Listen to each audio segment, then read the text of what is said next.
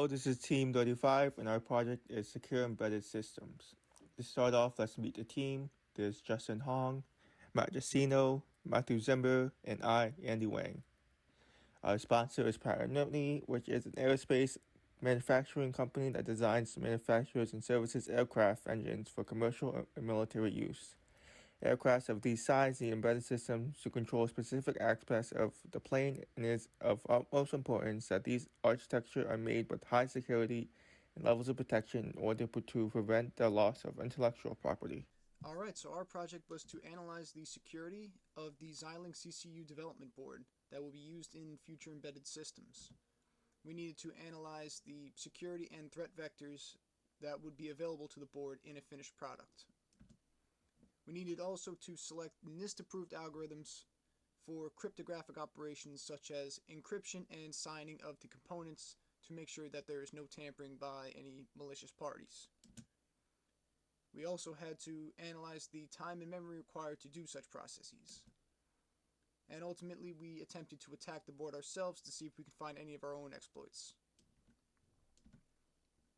We explored the anti-tampering features that were already available to us on the board, such as the eFuse, which was a physical fuse on the board that would burn bits into it that could not be changed after use, and key rolling to continuously alter our key and update it in such a way that the key could not be deciphered from a previous key, and the leakage of a previous key could not affect any future keys.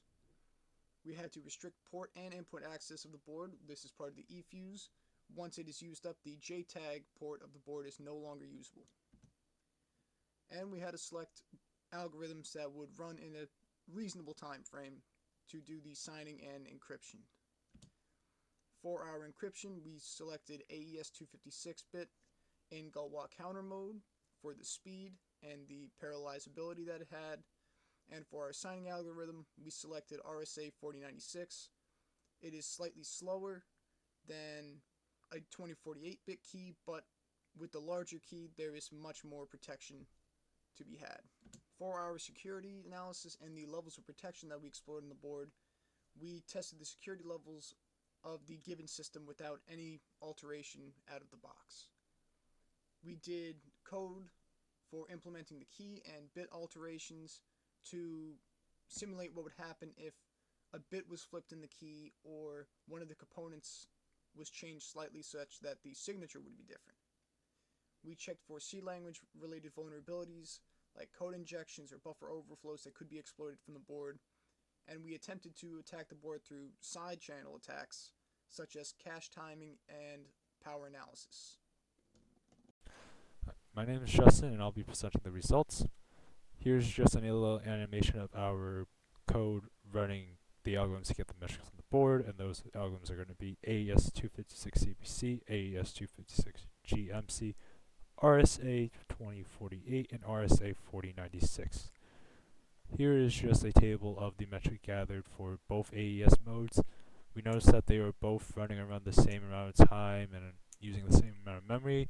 The only difference is that at 8 megabytes, the decryption time has a difference of 100 seconds, where CBC is running 100 seconds slower than GCM.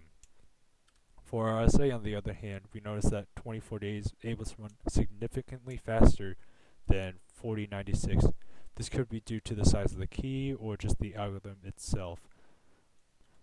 And for the levels of protection, we were only able to run these two main categories.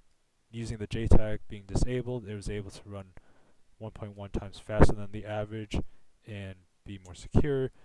The input, we tried inputting different keys into it, like putting in a completely different key than expected, and that would fail. Putting in a 1-bit key difference, that would also fail. If we put in the correct key that I was expecting, it would be correct, and if we inverse the key, it would also fail. We weren't able to get to attacking the board this semester, but that's something that the next team should look into. Our advice to future teams would be to set up the Vitus emulation of the hardware to ensure that all team members can work on it simultaneously, and then cycle the actual hardware between the team members to see so that each team member can perform the experiments themselves. Future teams should also try to brainstorm other attacks on the board and actually, like Justin said, perform the attacks on the board.